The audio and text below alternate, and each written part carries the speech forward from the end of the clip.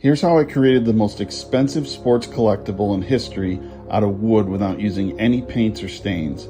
This is a wooden replica of Babe Ruth's New York Yankees jersey that he wore when he hit the famous called shot home run in 1932, one of the most talked about moments in sports history.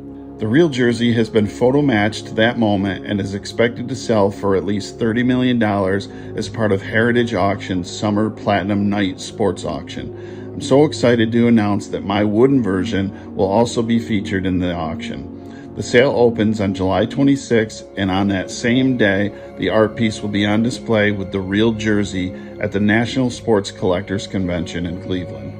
For this project, I chose the right species of wood to match the colors, and then I cut each individual piece and assembled them together. Then I carved, sculpted, and sanded. The piece is three-dimensional and is the same size as the original jersey.